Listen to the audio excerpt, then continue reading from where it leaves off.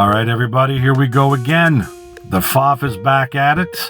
Fantastic interview. Lots of great information in this one. You ever thought about going to law school and how to prepare and what you need to know as far as taking LSATs? Well, you're about to find out. The FOF Talks with Kris, and Kris has got all kinds of information for you. FOF, take it away. Okay. Hey, Kris, thank you very much for being on the show. How you doing today? Good, very good, Jamie. It's pretty hot out, but Oh other yeah, than it's hot that, as heck out there, man. It's summer, dude. It's July, dude. It's all good yeah. though. So, I'll just get right into it. What did you do after high school, like education wise? Yeah, so after maybe I should actually backtrack a little bit, and just say, in high school, in my 12th grade, I took Law 12, which was offered at my high school. Hmm. And I know your target audience, right, is considering law school. And for anyone considering law school, if you do have any sort of legal course taught in your high school, I suggest taking it. I Hmm. had a remarkable teacher for that course who was really passionate about the subject, and that was kind of what first locked me into being interested in law school all the way back then. Yeah. And so there were things along the way through my undergraduate degree that sparked my interest too, but it really started back then in high school. So yeah, to answer your question, after high school, I started working part-time retail sales, and I was going full-time to the University of the Fraser Valley. And during that time, after high school, I also became a licensed property and casualty insurance broker and earned a professional designation in that industry with honors. So that's a brief synopsis of what I did. Okay. Okay. So your first degree was at U of V. Tell us more about that. What did you study? Yeah, so I completed a Bachelor of Arts degree, and I double majored in English rhetoric and political science. I double minored in business and economics. And I guess I'll explain a bit what that means. I have also completed a professional communications certificate, and I guess I'll talk a little bit more about that when it comes to law school applications. But for my first major, I definitely did not go into university thinking I was going to do all this and do a double major, double minor, because it sounds like a lot of work. It was. It was, wasn't Um, it? it was, yeah. You know well, Jamie, how much work a degree can be. And yeah, so at first I went in with the intention of majoring in English and minoring in business, which is pretty standard, with the intention of going to law school after I graduated. Um, I had chosen this particular school, University of the Fraser Valley, or UFV, which is a mid-sized school. It's not huge. It's not tiny either. It has a beautiful campus out in Abbotsford, British Columbia. Yeah, I've been there. Yeah, And it's nice. Yeah, it sorry. is. It's not a research institute, right? And so, unlike with these big universities, they focus more on the teaching and the quality of education, and your class sizes are smaller. So instead of sitting in a lecture hall with 300 students, you're sitting in a classroom with 30. And so the access to your professors is a lot more open. And I found that to be incredibly helpful and useful. You can spark dialogue with them, get to know them, even get reference letters from them. Although, well, I'll mention, that later. So I went in with the intention of English and business, but I chose this school because they taught rhetoric or rhetorical theory. What is that? Um, so essentially, rhetoric is the art of persuasion. And Hmm. so, knowing I was gunning for law school, I thought, well, that's both interesting to me, as well as would be useful in the legal industry. Yeah. Um, and so, it's one of the few schools that teaches it. UBC teaches it, but they teach it under the philosophy department, Hmm. Yeah. which is a bit ironic if you know the history of rhetoric. But so that was my concentration in English was Hmm. rhetoric, Yeah. and then political science was my double major. I studied domestic and global forms of governance, lawmaking, legislation, power dynamics, political psychology, um, even lobbying and things like that, Quick as well question. as Quick question. yeah, yeah, Quick yeah. question. It's not 120 credits, is it, to do a double major and a double minor, is it? How many credits is it exactly? Just to interrupt a little bit. Yeah, no, of course. Yeah, feel free to to interject, JB. Um, yeah, no, I graduated with I think 192 credits. Yeah, because Um, what a double major, and I'm not going off topic here, but a double major is what how many credits per major? Um, I haven't done the breakdown of it. The degree, a bachelor's degree, is 120 credits Yeah, typically, depending on yeah, how an institute measures their credits. But it's 120 credits for the degree for a 4-year bachelor's degree. And that typically consists of one major and then maybe, your extra courses, your electives that you put in to kind of meet yeah. these breadth requirements, right? So yeah, I think a minor is somewhere around 28 credits. Hmm. And so, but see, this is the thing. This is why I ended up doing a double major, double minor. It's not quite as much work as it sounds. And this is something that I would recommend to people who are considering law school because every little credential you can get along the way before you apply is going to have an impact in your applications Yeah. and your admissions, right? So the reason I did a double minor, for example, in business and economics is because to complete the business minor, I had to take a couple economics courses. I had to take three. And so my question became, how many more courses do I have to take in economics to get the economics minor as well? And it wasn't really that many. So some of these disciplines, they kind of feed into each other, and it makes it easier to walk away with more credentials when the fields are related. Yeah, because I remember when I took mine, I took a bunch of art, and in fact, I wish at Kwantlen they would have had like an art degree, like a fine arts minor, but they didn't. But I took a bunch of Mm, fine. I took about 9 or 10, 12, 9 or 10 art courses, and wow. unfortunately, I didn't get a credential in there, and I kind of wish I did. But That's too bad, yeah. shame. That must have But been a fascinating subject too. oh, that was interesting. I actually didn't end up taking art history. I took art history, but I dropped out of it. But I wish I would have kept in there. But yeah, just a BA for me. You know what I mean? And yeah, that's pretty much it. Anyways, what were we talking about again? So I think we're talking about the what did you study? I guess are we pretty much done with that question, or I think so, yeah. yeah, okay, okay.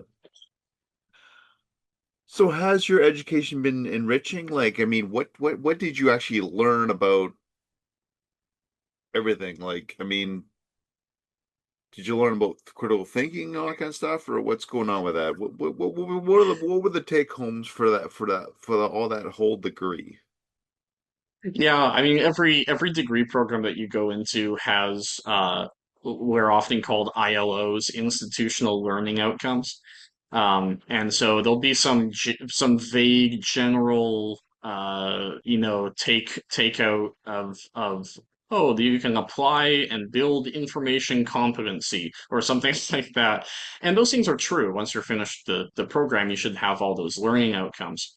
But for me, in my degree specifically, what I studied and the amount that I studied, I did find it very enriching. And I love that question because it gets at a point that is often overlooked in our contemporary society around education. Um, when I did a double major, double minor, it's a very well-rounded education. And I did that because I wanted to understand uh, society generally, but not from a very stand back perspective that I would say sociology teaches, but looking into specific elements, looking at economics and the private sector, and then looking at more like the psychological and the literary cultural side through English rhetoric and looking at politics and governance. Um, and I like the question because it gets at what my political philosophy professor described as the difference between these ancient Greek ideas of education, between techne and paideia. Yeah. Techne is technical skill, right? It's training. You learn how to do a skill as if you were in a trades Like program how to or going skim or to, something like that, how to skim or something at it, or how to look at a peer-reviewed journal and kind of extrapolate yeah, what's going on in that particular article. yeah, exactly. It's really what the STEM disciplines, science, technology, engineering, mathematics, what they teach, right? It's, how to do this particular method and how to apply it. It's a skill. And that's techne. And that's really what most people think of now in our society as education. Paideia was more so a philosophical, culturally informed way of refining an individual. So you would teach them philosophy, but you would teach them also literature and the arts and how to appreciate the arts within certain sciences. So it's a little more abstract. It's a little more out there. And the mercenary approach to education that exists nowadays, go in, get your degree, get that paper, and get a job.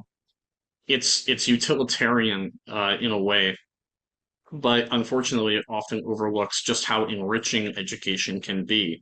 Yeah, So for just me, yeah, yeah, go ahead. yeah, and how to think, not necessarily how to think, but how to look at what you see and figure out what's kind of like necessary and what's not and that's what I found was that when I was learning stuff I was like, hey, like they're teaching us how to think here, like how to do research and stuff like that, and that's kind of utilitarian, I guess, but anyways, go ahead. Yeah, yeah, no, yeah, no, I think it's a question whether your education is going to be enriching before you choose your program or before you enter your degree program. It's a question that you should ask yourself, and it'll help people to kind of reframe what education is to them, and what it ought to be. Now, I understand there's, huge financial constraints when it comes to pursuing education, Mm, yeah. um, and so not everyone can engage in something that is more abstract, and they do need a solid outcome at the end of the day, something they can get in the job market for. And I had the privilege of being able to pursue something a little more abstract and philosophical. But contingency planning, so we can talk about that later, but that's real. If you're trying to pursue law school, there's no guarantee that you're going to get in, right? It's a long road to get there, and there's no guarantee that you're getting in. So even if you do want to pursue something that is enriching, um, you should make sure that you have a fallback and that you can use your education, as I did with insurance, for example, while I was getting my degree. I didn't really use my degree as a fallback, but I used my extracurricular professional activity as a fallback. Yeah, and you got to drive quite far for your work, right? But it's worth it. Right. And So, I'm not making fun or anything. I'm just saying, it's worth it to have to take to live in how you live in it and just put in all that effort to say, hey, you know what? driving all the way to somewhere far away, but it's helped me in the way. So I got to get used to this for a little while before you become like, a lawyer, right? You gotta do all those steps. You gotta live not as comfortably, not in a big mansion or anything like that, right? And when I was going to school, I bought a place. So I was going to school. I bought a place. I was working full time. It was rough. It was rough going to school, and I'd have to rearrange my schedule just so I can go to school on time. You know what I mean? And yep, sometimes that's what you got to do. And some people don't know that. You got to wear used clothing and stuff like that and all that. And drive an old car that may or may not get you to A to B, and sometimes that's why you got to do it first, right? that's right. That's right. It's sacrifice, but it's an investment. Yeah, it's just like, yeah. So moving along, here's the question everybody wants to know. How the heck do you get into law school? Like, how does that work? Like, Yeah, It's as a general overview of the components that you need to get into law school, you need to complete that first degree, a 4-year bachelor's program typically, and then write the LSAT, the law school admission test, apply to whatever law schools you're trying to get into, and you got to stand out. You got to be competitive and be impressive. How many did you apply to? I applied to 4 schools, although to be honest, I was really only interested in 3. I applied to the fourth one, I suppose, as an experiment to see if I would get in, which I don't necessarily encourage, by the way. But yeah, I applied to 4. Okay. So, completing a degree, what should you study when it comes to law school? Like, Yeah, I mean, choosing your degree program, whether you are someone who is still in high school and thinking about what degree to go into, or maybe you just started university and you're in a general studies program and you still haven't declared your major. which there's Um, nothing wrong with, right? I mean, doing no, general no, studies, and that's how a lot of people start to think, I don't know what I want. But then they come to this teacher who's like, this guy's amazing. Like, this guy knows lots of interesting stuff. And it's sometimes like when I went to school, I wanted to be a computer animator. I learned mm, it. Then I wanted to draw, went to Quantland, and then I decided to become a psych major. I mean, it happens, it changes. yeah, And it does. that can be a good thing. I It mean, can be, yeah. and I think that's very important. But anyways, what should you No, study? well, I think that that speaks to the point that I'm gonna make, and it's that there's no correct answer to this question, but I think that there is a best answer. Um, I think the best answer to this question is study what interests you. And that's something that I've heard even in law school from admissions staff and faculty. Study what interests you. Because, for one, your academic performance is likely going to be higher if you are working in a discipline that you actually enjoy, right? If you have a passion for something, your GPA is probably going to be pretty high, at least comparatively to what it would be in another program discipline that you're not actually interested in. You're going to put more work into it, and it might even come easier to you. And GPA, of course, is weighted quite highly when it comes to law school admissions. So, what interests you? It's going to boost your academic performance. And on the note of contingency planning, that's where that comes in too, right? If let's say I wanted to be a lawyer, but what if I don't get into law school? Maybe I'll be a financial advisor, right? For example, well, major in finance, right? So it interests you, and it's something you can fall back on if you don't get into law school, which is a real possibility you have to consider.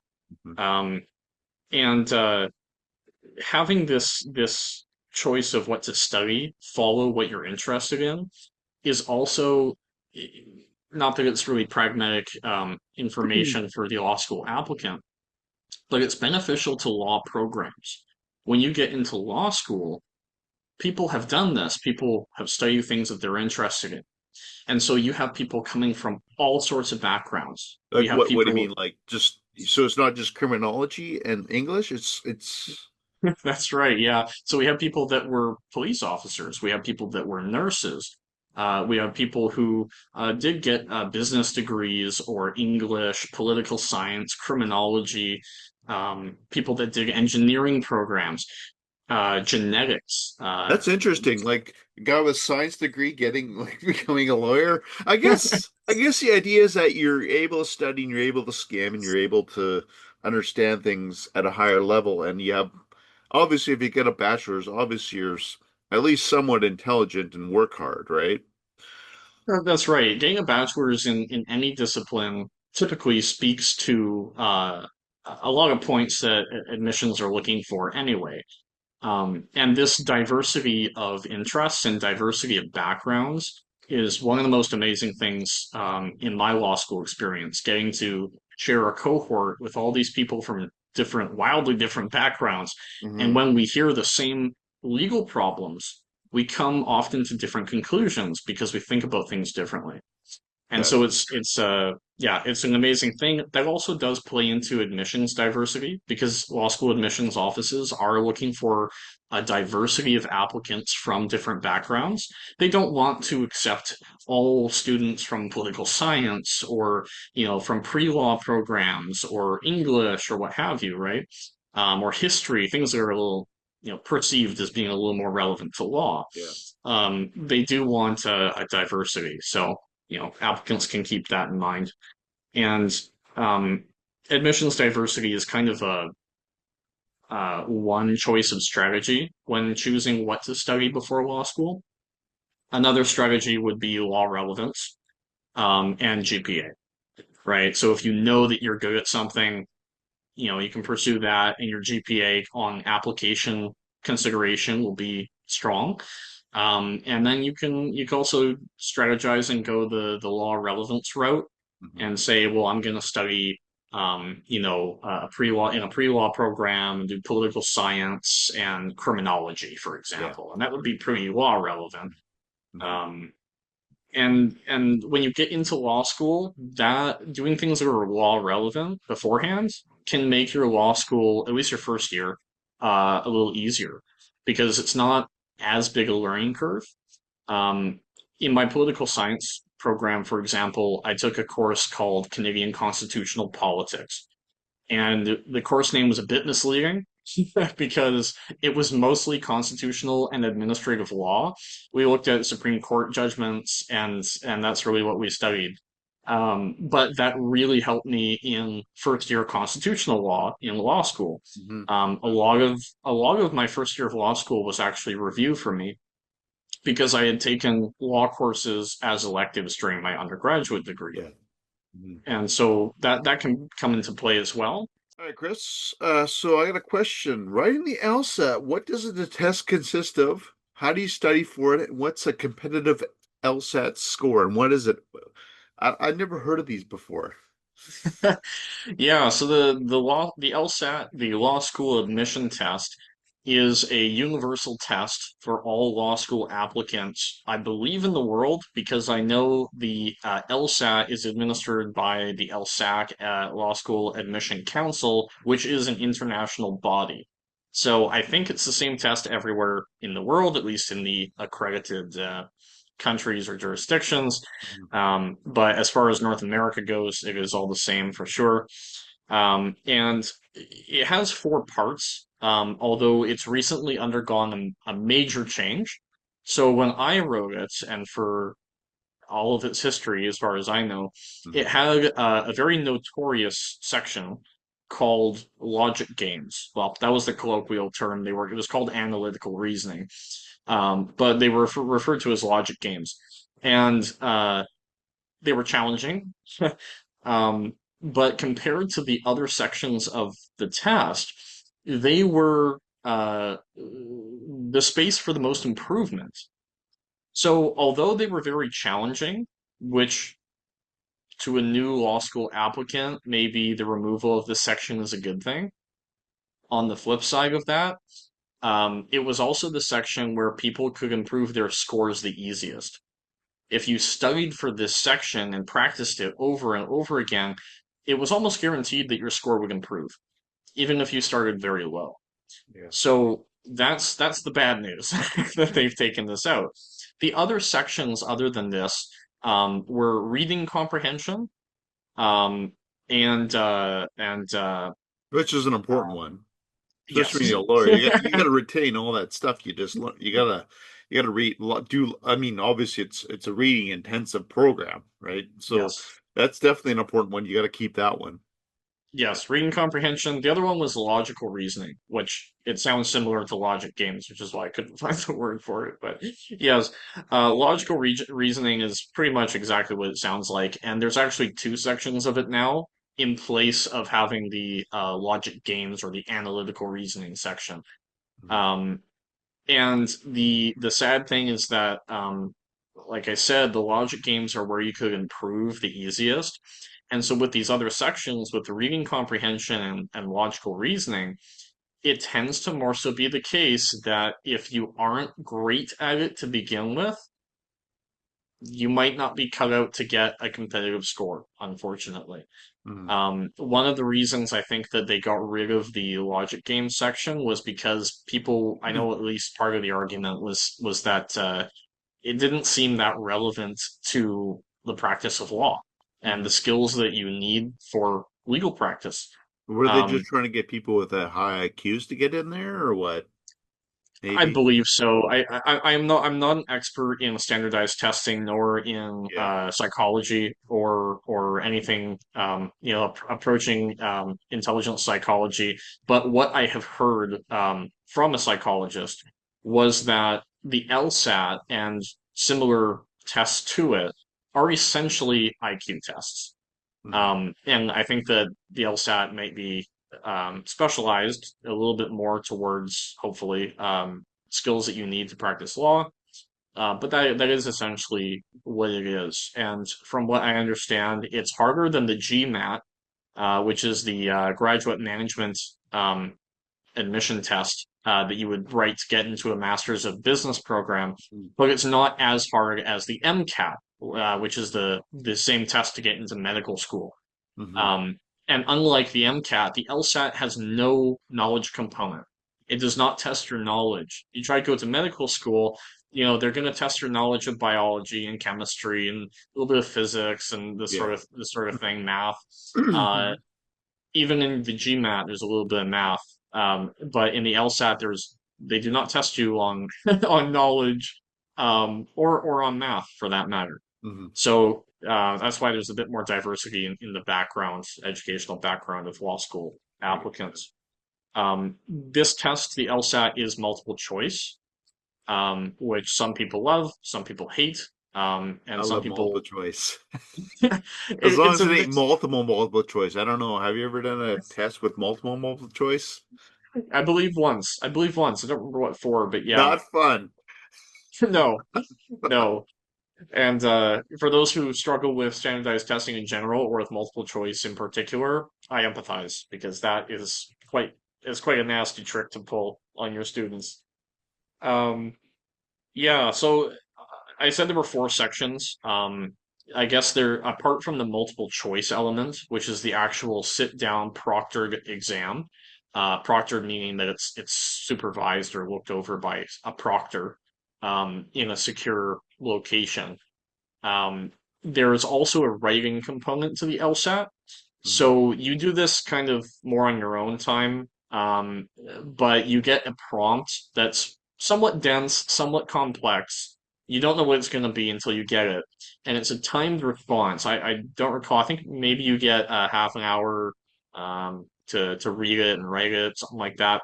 And you submit your answer or your argument, more like, and it's a test to see um, how quickly you digest complex information and then perform an argument in good writing. And they don't expect it to be perfect. They do not expect it to be Is free it of supposed to be like a small essay, like a two-page essay, or what? uh it's like you have enough time for maybe two paragraphs. Okay. It's not very long. I think there's a word limit. Maybe it's 500 words or something like that is the Mhm. length. Yeah. Okay. Um, Hmm. and yeah, you can submit multiple writing samples, but that is part of the exam as well. You get 7 lifetime writings for the LSAT, so you cannot write it more than 7 times in your life. If you do poorly on all of them, my condolences, but also understandable because it is a difficult exam. Um, I personally wrote it 3 times, and the first time I wrote it, I did not know that there was a lifetime limit on how many times you could write it. And so I didn't, what I chose to do, I thought, well, I'll take the exam, and we'll see how it is. I didn't really study for it. I studied 3 days, which is essentially nothing. And they were not consecutive days either. I just wanted to see what the exam was like firsthand. And so I wrote it, and I ended up getting a somewhat decent score for having not studied for it. Like not a competitive score by any means, but Hmm. decent for not having done any of the work. And so I thought, okay, well, I can definitely improve. So, at least I'm on track for this. I can do this. And the next time I wrote it, I think I got 10 points higher. Um, and that was a good improvement. Your score, your LSAT score is worth typically 50% of your admissions weighting. The other 50% is your undergraduate GPA. That's typically how it's done in Canada. I can't speak for law schools in the United States. Things are a little different down there. But yeah, it's about 50% GPA from undergraduate, 50% LSAT score. A competitive LSAT score um, is seen usually as being 170 plus. So the way that the scoring works, 150 is kind of like, if you can't improve beyond that, you're probably not getting into law school. 160 is kind of where you start getting acceptable if you have enough other factors to outweigh that. And 170 is actually very good. 180 is a perfect score, which is very rare. And it works, along a curve such that most people get in the 160 to 170 range, and then 170 all the way up to 180 is much rarer than being Is it anywhere along. is it like standard deviations when you compare to all the other people who do it? Is that curved or what? It's not curved; they are raw scores. Okay. Um, but that's to be honest, that's the extent of my knowledge. I'm not too proficient in statistics, and what you'll find is that Yeah. most law students are not either. Most law students are not proficient in mathematics. Now, there are always exceptions to that. I know people with math degrees in my program, and they are the best among us for sure. But what I would suggest, you know, in how to study for the LSAT, whatever works, man. Like study alone, study in groups, however improves your score. Because you're going to be using practice tests. They have official LSAT practice books to practice your test writing abilities and improve your score on. You can take online LSAT courses that are paid. I think there's one free with Khan Academy, which I think is actually pretty decent from what I've heard. Yeah. I paid for an online course that was out of the States, and because it's LSAT, there's no difference between Canada and the States, so that was useful. Um, and they recommend, I think they recommend that you study for at least 6 months. Hmm. Um, You I pay for would 3 not. days on the first one, Yeah. Yeah, I wouldn't recommend multiply it that. by 20, you know.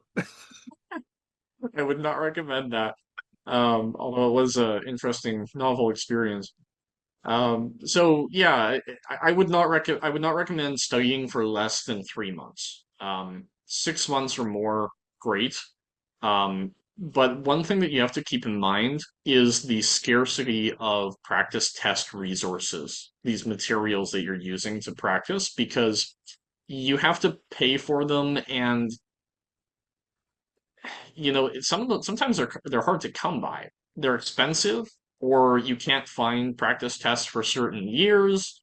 There's no copies available. And so if you're studying for, let's say, 8 months, how many times are you gonna go through the same practice test? And how is that really going to improve your score on I on got a the real question. Can deal? you find them on file sharing programs? Have you tried that? No, seriously. You might be able to. Like Yeah, Soulseek or you might be something. able to. I mean, I would suggest seeking out any avenue you can to get your hands on practice material for the LSAT. Yeah. Um, so that could be actually a great idea. And I know even if your school, your undergraduate school, does not have a pre-law program, because mine didn't, uh, they might have a club. Like we had a pre-law club, and they would do LSAT study sessions in groups. I never attended those, and I still regret that, even though I accepted to law school. I Yeah. still regret that. So, go in there, make some friends, group study, and Something, something to think about next for in the future for people who are just watching the show right now and saying, hey, like I really want it. Maybe I should, that's good. Okay. yes, That's very yes. valuable. Okay.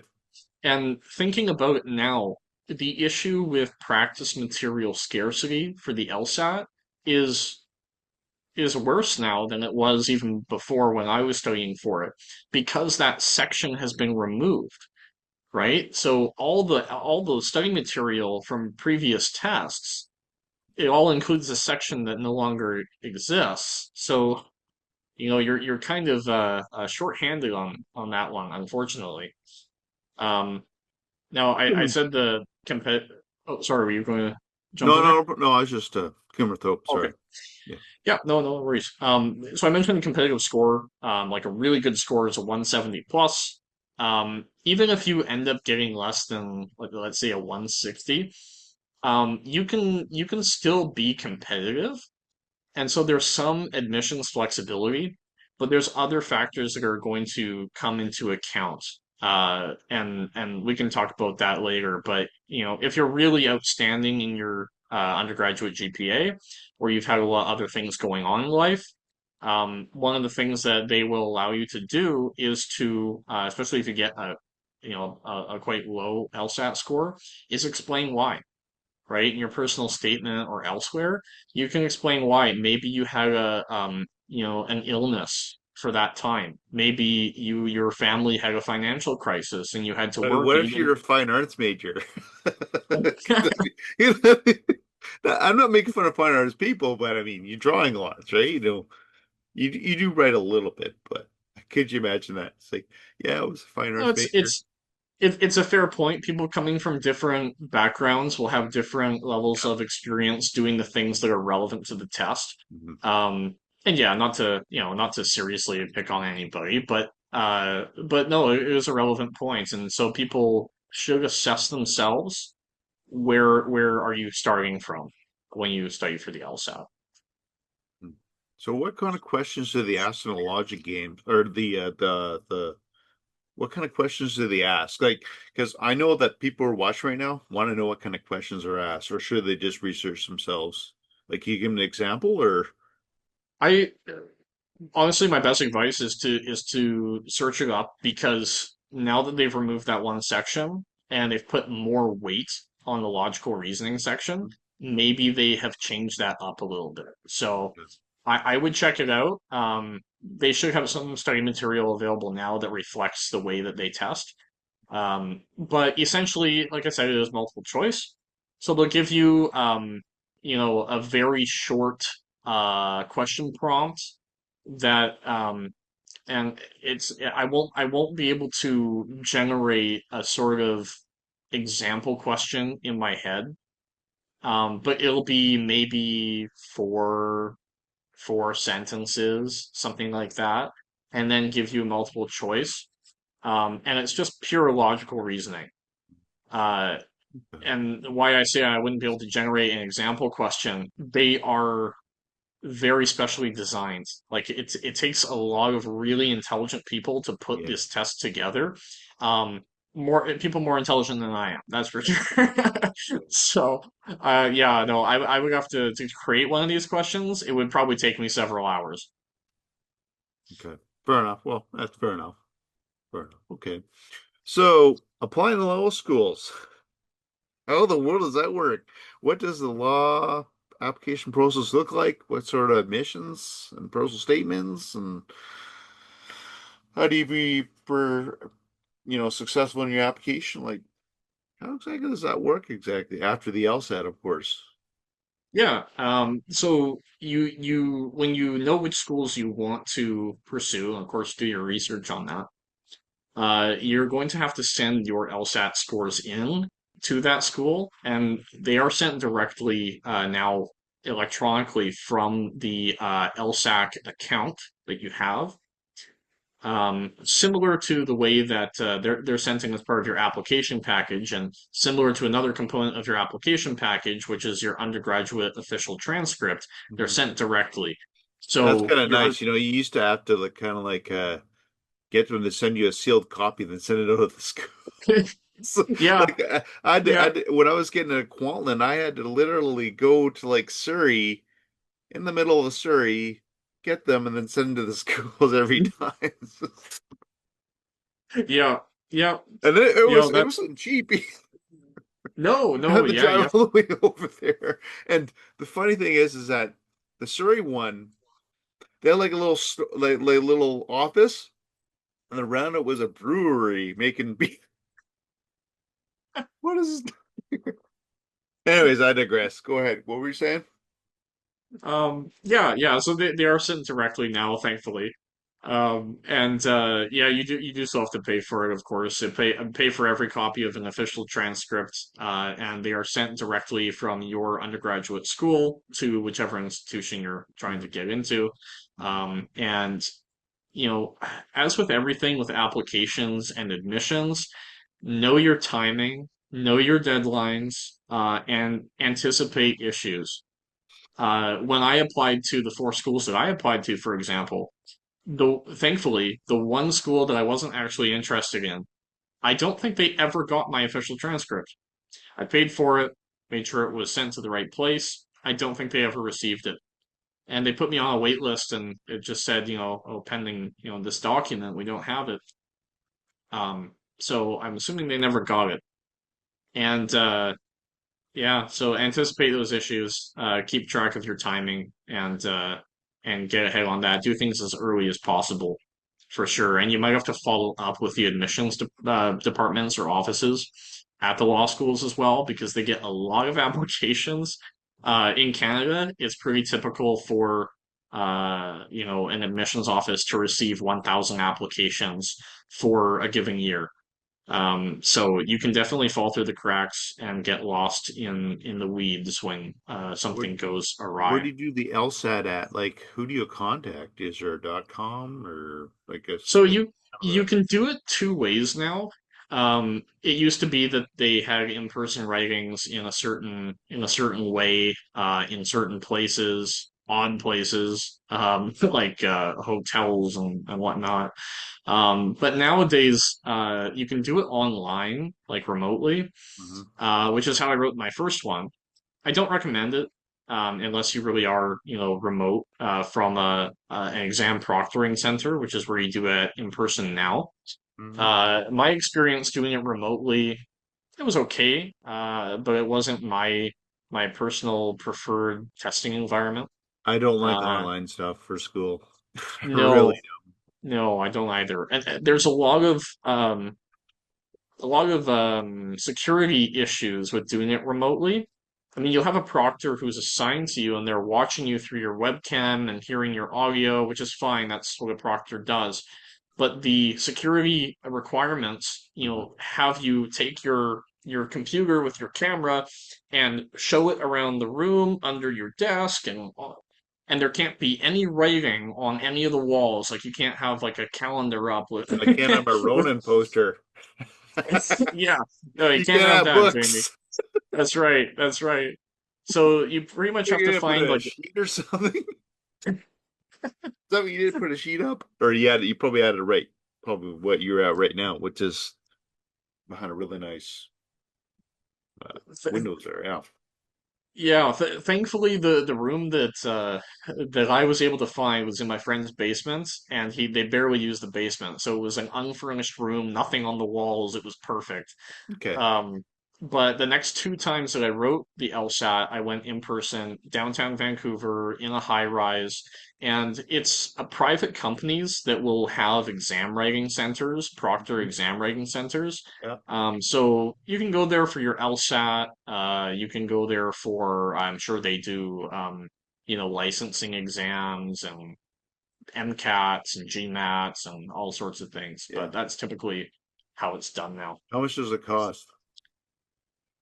Ooh, every time you write the LSAT, I believe it's $250. Mhm. So it's Okay. not cheap. What was the Yes, lifetime? What was the lifetime limit again? Like, was it 4 or something? Was it seven 4? rights. Yeah, so you get seven rights in your life to write it. And that would cost a lot if you did all seven times at $250, man. You better But practice. yeah, it does happen. Do it And every 6 months, I guess I should seven say that times. I guess I should say that is something that comes into relevance for admissions is how many times did you write the LSAT? And what was your improvement? Did it go up? Did it go down? How far in between were your writings? They look at all those things because when you have 1,000 applicants, you got to look at the details to Do they have a differentiate people mathematical apart. metric for it, Brad? I guess have a mathematical metric for it too, right? Just to see when there's probably something behind the scenes there where it's like, okay, he wrote it this time now. We had to give a couple points because he has done it before. Not sure, but maybe one Yeah, day you'll I'm figure it not out sure when you're either. the master of that. Yeah, no, I'm not sure. I wouldn't be surprised. I don't know if yeah, I don't know if they're that sophisticated with the data. But they might be, or it might depend on the institution. I'm not sure. Yeah. But yeah, so you complete your application package, which includes paying the application fee to each of the law schools that you apply to. Usually that's somewhere between $45 and $75. You send in your LSAT score, like I said, you send in your transcripts from your school, like I said, and then the only other component to it is a personal statement, which is arguably the most important thing. So, despite the fact that most law schools in Canada say 50% weighting to GPA, 50% weighting to your LSAT score, the truth is when you have so many applicants and so many talented applicants, those all start to look the same, They right? want to They take a all look have, at your writing, they do. and That I mean, that's they also part of the LSAT, but also the personal statement. Yes, how well is your personal statement written? how well your English is too, right? Hmm. Yep, You don't know that English is very a. well, you're in trouble there, right? But how smart you It's are.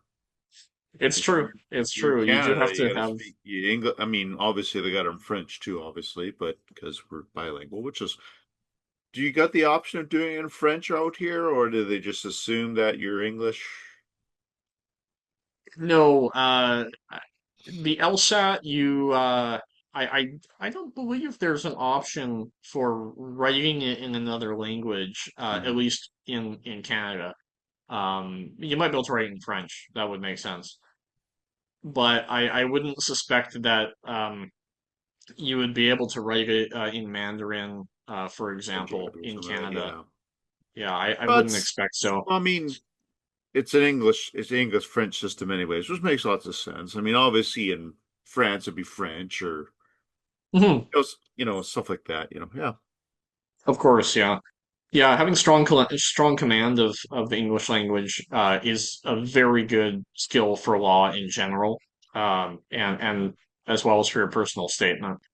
The personal statement, like I was saying, it kind of makes or breaks an application oftentimes because people have high GPAs and they have high LSAT scores.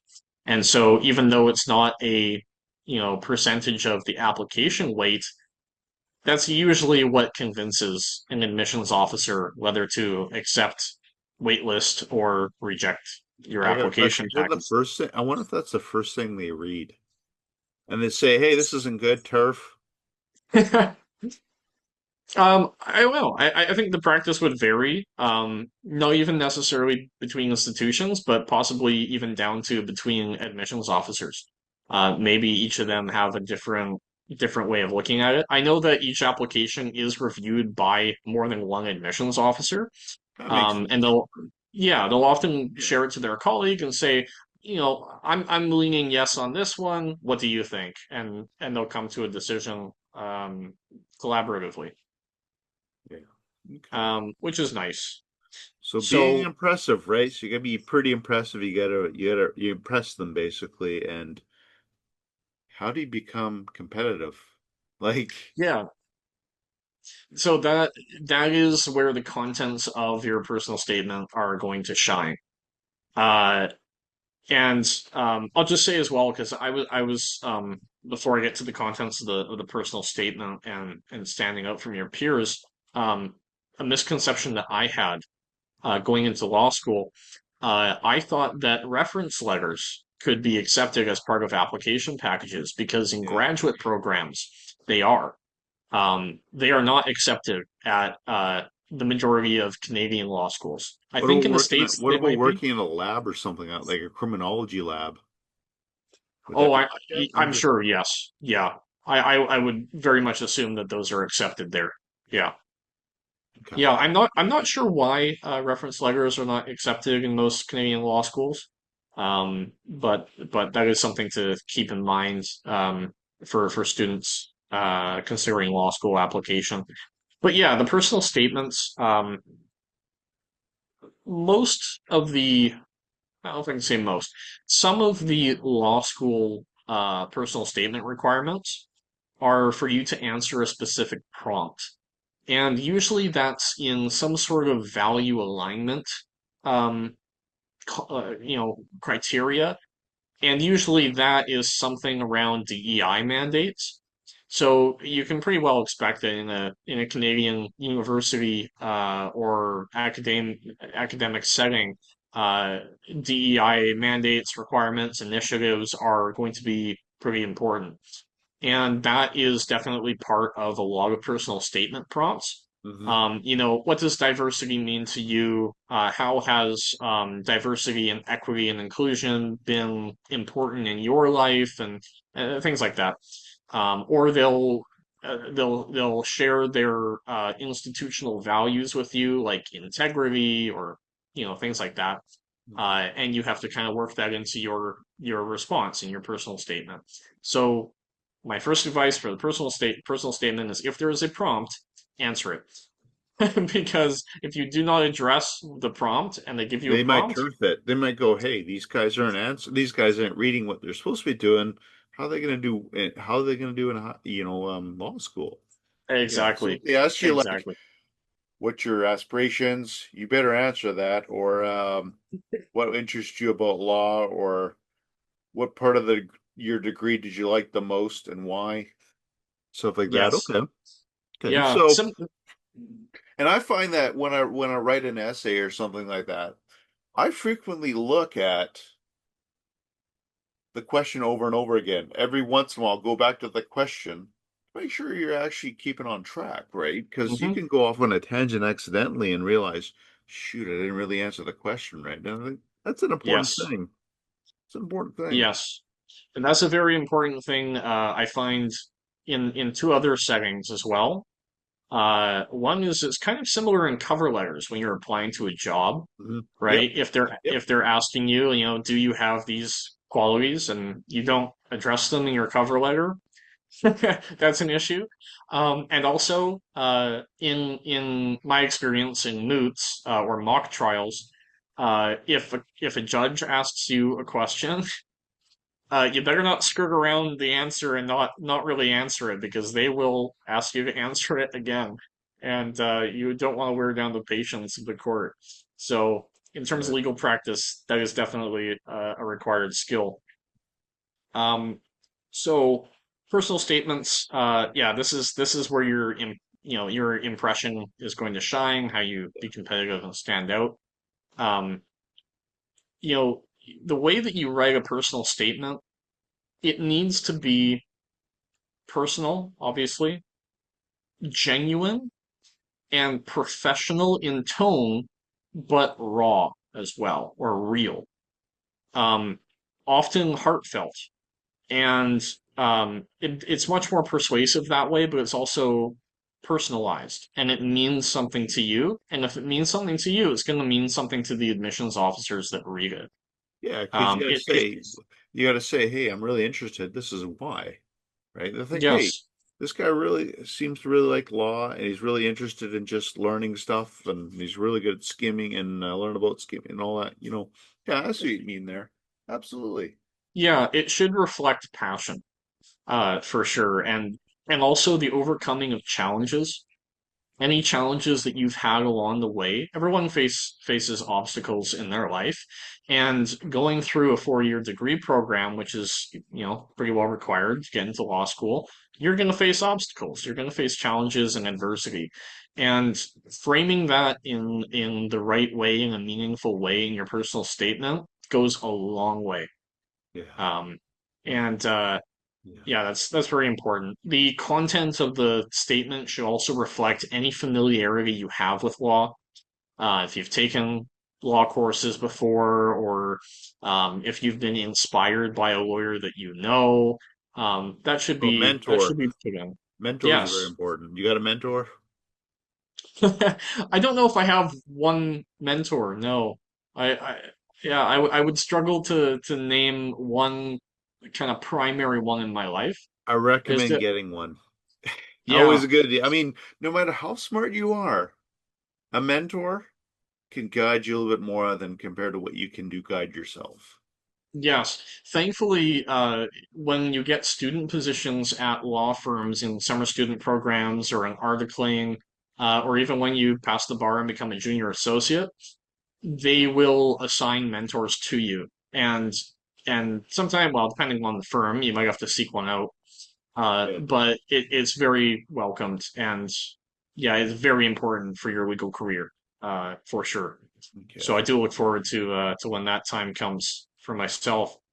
Um, the material in the personal statement should also kind of highlight or showcase the highlights of your professional resume as if you were applying for a job. Okay. Because keep in mind that law school is a professional school. It's a professional school, just like a business, going in for an MBA is a professional school, or just like going in for medicine for a medical degree, that's a professional school. It's not an academic graduate program. And so highlighting what would be the strengths or the high points in your resume for a job application in your personal statement is a wise move. And any professional experience you have had is also good to highlight. But a lot of that, besides the personalized elements, are going to be the same between applicants. So where you really become impressive is in your extracurriculars. It could be extracurriculars, it could be volunteering experience, it could be entrepreneur. What I well, sorry, to interrupt, but what I did was I worked at the at a high school tutor in mathematics, so that would have helped. Mm. I think it probably would have helped. I mean, unfortunately, they lost my information on that, so I couldn't use that. But Oh no. I did also have I actually tutor at Kwantlen as well at mathematics as well, but I also tutor math high school students, which helped a little bit. But those are very important for sure. You know what I mean? And I also did orientation. I helped with orientation, orienting students. So that felt pretty good, and it was good. Yes. It was Yeah. nice. So yeah, volunteering, extracurriculars, peer mentoring is excellent. Um, Student governance and any sort of entrepreneurship. If you've ever been part of a startup or started your own company or anything like that, that's a good thing to include as well. Yeah. So think about how your background as an applicant makes you ready for law school and how it makes you a benefit to the legal community. Yeah. That's another important thing. Just like a job application, again, your strengths, but also, what value are you to the company, right? Is that so? Uh, Being impressive in the personal statement really comes down to understanding that everyone is unique, including you, and know thyself, the old maxim, right? Uh, Try to view your identity holistically. And applicants for law school tend to be in this, I don't know how to say, psychological cohort, maybe, where they are perfectionists.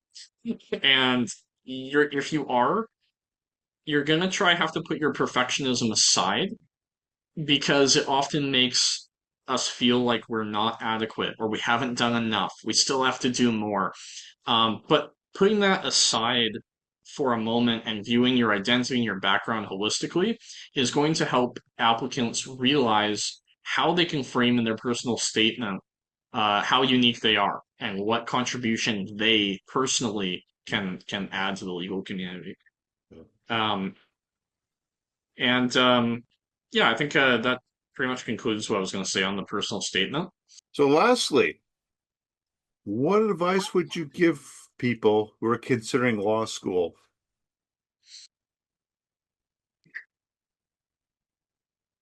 I guess as a final piece of advice, I would say apply to law school for the right reasons.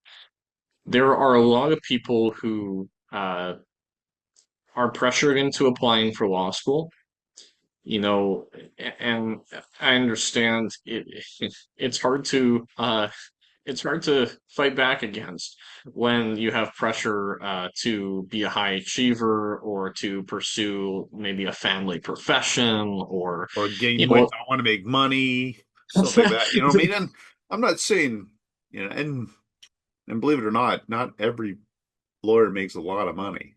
That's right. That's right. No, that's exactly right. There are a lot of people who think they want to go to law school, not because they want to practice law, but because they want to make a lot of income. There are jobs, where, maybe you have to use some creativity for innovation and whatnot, but there are jobs where you can make a lot more money, than being a lawyer, and you don't have to work as hard, to be honest. So if you're going into it for the monetary incentive, not worth it. Not worth it.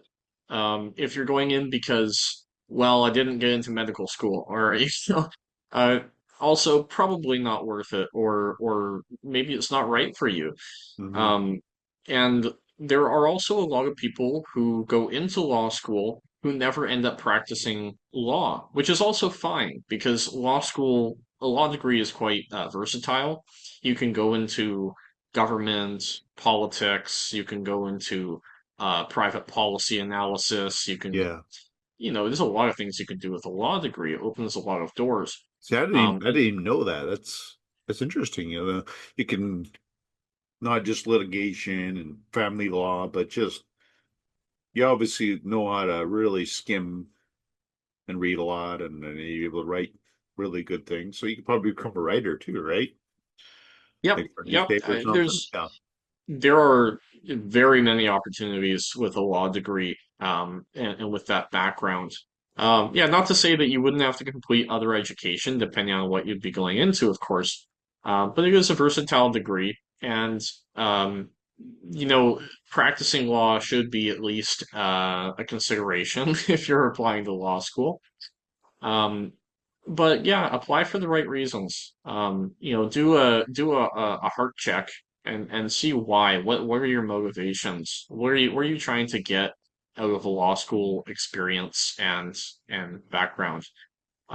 Because that's also going to be a factor in your motivation as you go through law school. Because law school is a very difficult time, and if your only reason is, well, I want to make money, you're going to probably struggle to get through all 3 years of law school, more than someone who actually cares about the subject or is passionate about helping a certain client base who needs legal help and legal services, right? So that would be probably my number one piece of advice to someone considering application to law school.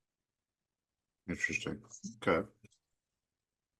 Well, Kris, thank you very much. That was great information. And hope to have you on real soon. I think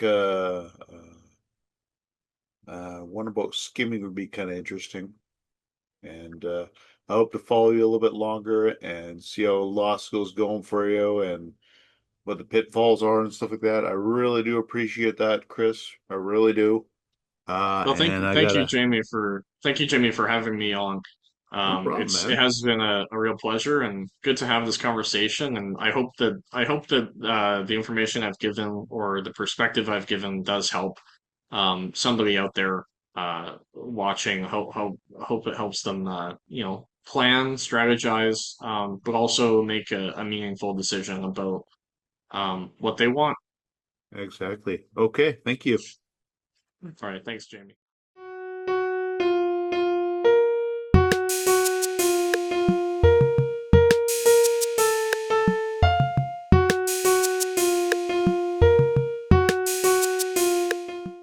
you like the FOF Guide videos, we got a lot more in store for you. Hit the notifications bell so that you know that we got them coming out.